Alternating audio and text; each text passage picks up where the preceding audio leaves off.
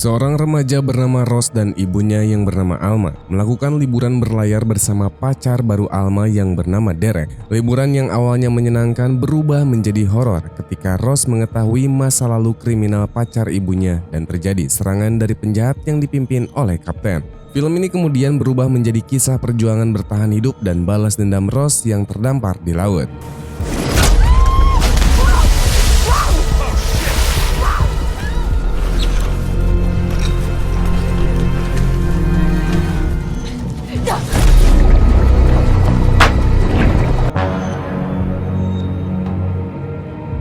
Di awal film kita diperlihatkan seorang janda bernama Alma yang baru saja pulang setelah seharian bekerja di sebuah restoran. Dia mempunyai anak perawan yang bernama Rose yang masih duduk di bangku perkuliahan.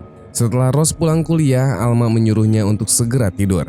Karena di hari ulang tahun Alma besok, mereka akan diajak berlayar oleh pacar baru Alma yang katanya punya kapal pesiar.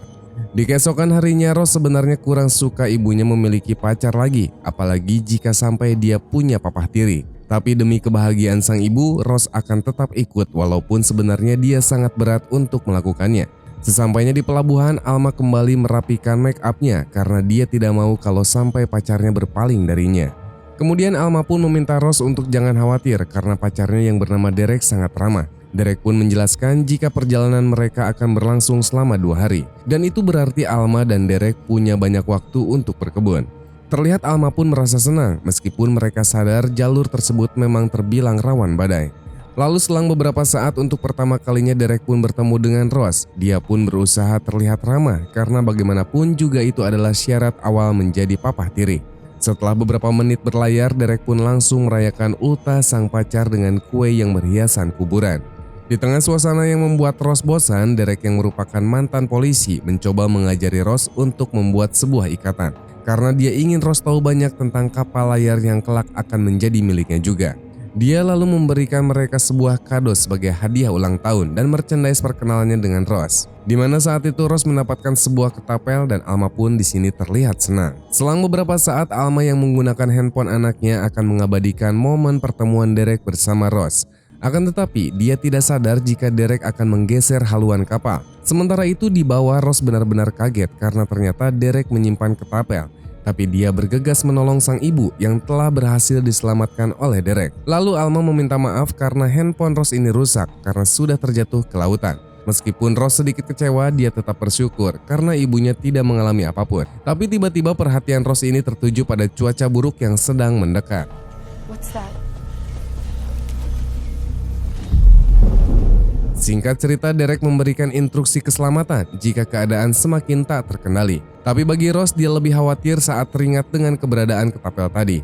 Saat kapal berada di zona badai, guncangan semakin terasa hebat. Tapi Alma dan Derek malah berkebun di kamar. Kemudian Rose di sini memilih untuk menonton film kesukaannya daripada mendengar suara sang ibu yang sedang asik berkebun bersama si Derek. Di keesokan harinya, Rose ini menghampiri sang ibu yang sedang bersantai. Lalu ketika Derek datang, Rose pun langsung menanyakan tentang perlengkapan ketapel yang kemarin dia lihat. Derek kemudian menjelaskan jika semua itu memang bagian dari pekerjaannya, yang kini seorang tentara pasukan khusus. Rose pun kemudian meminta Derek untuk mengajarinya cara menembak. Derek pun kagum dengan kemampuan Rose yang bisa dengan cepat belajar menembak. Alma pun berkata jika itu mungkin karena almarhum ayahnya Rose yang merupakan anggota militer.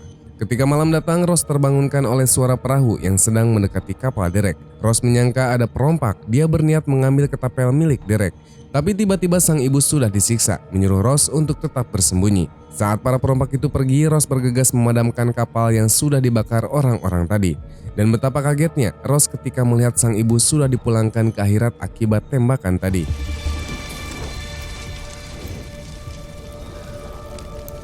Di keesokan harinya, Rose yang kini tinggal sendirian tidak tahu lagi harus melakukan apa. Apalagi dengan kondisi kapal yang sudah rusak. Setelah membungkus ibunya menggunakan layar, Rose pun kebingungan untuk memanggil bantuan. Terlebih, radio sudah rusak akibat kekacauan semalam. Lalu tiba-tiba dia mendengar suara benturan yang sepertinya menabrak kapal. Tak disangka, ternyata Derek masih hidup meski sudah mengambang semalaman.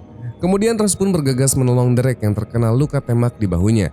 Setelah berhasil menyelamatkan jiwa Derek, Rose pun membantu tentang keadaan kapal, terutama kematian ibunya oleh komplotan perompak tadi malam. Kemudian Rose pun menunjukkan sebuah alat pemancar SOS berharap masih ada peluang untuk meminta bantuan. Tapi sayangnya Derek mengatakan jika alat tersebut sudah lama tidak berfungsi. Karena keadaan ini, Ross pun berinisiatif untuk menggerakkan kapal menggunakan layar yang masih tersisa. Di keesokan harinya, Ross berusaha menolong Derek yang sedang kesakitan karena luka tembaknya. Selain salvok dengan motif tato milik Derek, Ross juga penasaran dengan para perompak yang telah menyerang mereka. Tapi jangankan Ross, Derek pun di sini berkata jika dia sama sekali tidak mengenal mereka. Dan karena Derek pingsan, Ross pun membiarkannya istirahat dan lanjut meratapi kepulangan ibunya ke akhirat. Ross di sini benar-benar tak menyangka jika para perompak kemarin adalah teman-temannya Derek karena mereka memiliki tato yang sama. Kemudian dia mengamankan Derek, takutnya kejadian kemarin adalah settingan semata. Tak lama kemudian Derek pun menghilang. Ternyata Derek bisa dengan mudah melepaskan ikatan buatan Ross. Kemudian Ross pun langsung mengungkapkan kecurigaannya bahwa para perompak itu adalah teman-teman Derek. Karena sudah ketahuan, Derek akhirnya menjelaskan jika orang-orang itu dahulunya memang anggota polisi, tapi malah bergabung dengan komplotan gangster. Dan di sini Derek pun tak mau disangka sekongkol dengan mereka. Dia pun berbohong kepada Ross. Derek kemudian meminta Ross bekerja sama untuk segera mencari bantuan karena dia khawatir kapal mereka kebawa arus hingga menuju lautan lepas. Terlebih menurutnya tambalan lakban buatan Ross tidak mungkin bertahan lama. Tapi ternyata kapal ini benar-benar sudah rusak. Dan itu berarti mereka hanya menggunakan layar berukuran kecil untuk mencari daratan sebelum kapal ini benar-benar karam. Saat Derek semakin melemah, dia pun menyuruh Ross untuk berjaga kemudi kapal agar tetap menuju ke arah timur laut. Karena kalau tidak mereka akan karam ketika sampai Samudra Atlantik. Derek benar-benar marah karena menurutnya mereka sudah berada di Samudra Atlantik. Apalagi mereka tak bisa putar arah mengingat arus laut yang begitu kuat. Kemarahan Derek pun membuat Ross tentu saja ketakutan. Di hari berikutnya Ross terlihat senang saat dia menemukan sebuah pulau. Dia pun bergegas menuju ke pulau tersebut. Berkat kesiapan Derek, Ross yang tak bisa mengaktifkan pelampung berhasil diselamatkan. Tapi karena Ross masih lemah, dia pun akhirnya kembali pingsan. Ketika sadar dari pingsannya, Ross heran karena tidak melihat skoci yang dia gunakan. Kemudian Ross pun mencari Derek di pulau yang sepertinya tak berpenghuni. Ternyata Derek baru saja menemukan air tawar untuk diminum. Kemudian Derek pun mengajak Ross berkeliling untuk mencari sesuatu yang berguna. Akhirnya, skoci yang berisi perbekalan pun berhasil mereka temukan. Keberadaan skoci itu tentu saja berguna, mengingat mereka tidak memiliki tenda. Ketika malam datang, Derek menceritakan masa lalunya yang sebenarnya pernah bergabung dengan kelompok kriminal. Akan tetapi, itu tidak berlangsung lama karena pimpinannya atau kapten yang sangat sadis dan merupakan pencinta kerang saus tiram milik para wanita. Derek juga di sini menyebutkan jika sosok kapten itulah yang telah menembak ibunya Ross. Mendengar kabar tersebut, Ross yang semakin emosi bertekad menghabisi sang kapten. Akan tetapi, niatan tersebut tentu saja membuat Derek sangat konyol.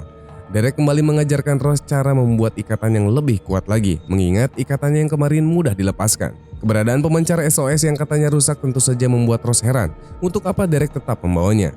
Kemudian Derek berkata jujur bahwa sebenarnya alat tersebut masih berfungsi dan bisa mendatangkan tim SAR. Lalu ketika Ross sudah benar-benar terikat, Derek mengakui jika dia memang cinta kepada Alma. Tapi ketika melihat pepaya besar milik Ross, dia kepikiran untuk memberikan Ross kepada si kapten. Setelah semuanya terungkap, Ross pun mengancam Derek untuk segera mengaktifkan pemancar SOS. Akan tetapi dia tidak sadar jika ketapel yang dia dapatkan belum terisi peluru.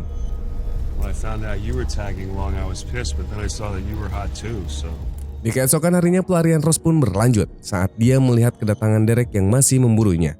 Lalu dia pun berusaha menuju ke dalam kapal, meskipun harus melewati pantai yang berkarang, dan Derek pun jatuh saat mengejar si Ross. Dikira sudah pulang ke akhirat, ternyata Derek masih beringas dan memaksa Ross untuk membawanya kembali ke dalam kapal.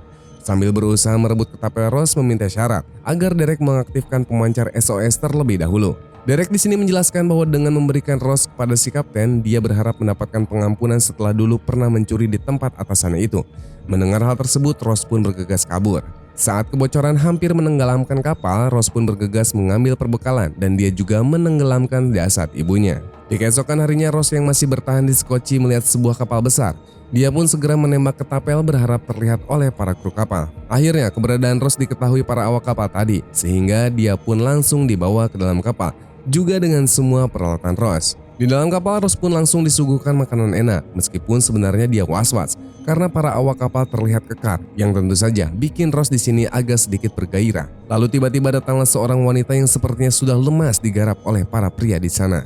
Tidak lama setelah itu kemudian Ross melihat seorang pria berkepala gundul dan dia ingat pria tersebut adalah salah satu komplotan yang memulangkan sang ibu ke akhirat. Dia merasa yakin jika dirinya sedang berada di kapal atasan si Derek. Ross pun memikirkan cara untuk bisa membalas perbuatan si kapten. Karena bagaimanapun juga pria itu adalah orang yang telah memulangkan ibunya ke akhirat. Singkat cerita, Ross pun berdandan sebohai mungkin untuk mencari perhatian si kapten. Lalu dia bergegas menuju ke ruang kendali tempat sang pemilik batang. Si kapten di sini benar-benar terpesona oleh pepaya besar berwarna pink milik si Ross yang membuat batangnya langsung menggeliat. Ross pun terus menggoda si kapten. Semua ini harus dia lakukan agar dia semakin dekat hingga bisa dengan mudah memulangkan si kapten ke akhirat. Saat si kapten sudah tak tahan lagi, dia bilang ingin mengambil sutra terlebih dahulu. Keadaan ini pun dijadikan Ross kesempatan mengambil sebuah kunci Inggris untuk segera menghajar sang kapten dari belakang. Saat si kapten sudah dipulangkan ke akhirat, seorang penjaga akhirnya tahu bahwa Ross adalah tawanan Derek. Lalu dia memanggil teman-temannya untuk segera menangkap Ross. Melihat si wanita yang tadi, Ross pun menanyakan ketapel miliknya yang telah disita oleh anak buah si kapten. Akhirnya wanita itu pun memberitahu Ross di mana ketapelnya dan lokasi para sandera si kapten. Setelah memulangkan 3 orang penjahat ke akhirat, akhirnya Ross pun menemukan para sandera yang selama ini dijadikan pelampiasan nafsu oleh si kapten. Tapi tiba-tiba keberadaan Ross diketahui oleh pria gundul. Berkat bantuan wanita tadi, Ross ini berhasil memulangkan pria gundul ke akhirat. Lalu dia bergegas menuju ruang kendali untuk menggunakan radio dan meminta bantuan. Tapi tak disangka ternyata Derek ini sudah berada di dalam kapal. Derek menjelaskan jika pemancar SOS itu sebenarnya sudah dia aktifkan hingga bisa terhubung ke kapal si kapten. Dia pun di sini merasa lega karena setelah memberikan Ross, si kapten sudah menerimanya kembali menjadi gangster seperti dulu. Tapi ketika Ross mengatakan si kapten sudah meninggal, Derek benar-benar sangat marah. Setelah bertarung dengan Derek, akhirnya Ross pun berhasil memulangkan Derek ke akhirat. Ross bersama yang lain pun sangat senang saat mereka melihat bahwa posisi mereka sudah dekat dengan daratan. Hingga di keesokan harinya mereka bisa diselamatkan kepolisian dan akhirnya film pun selesai.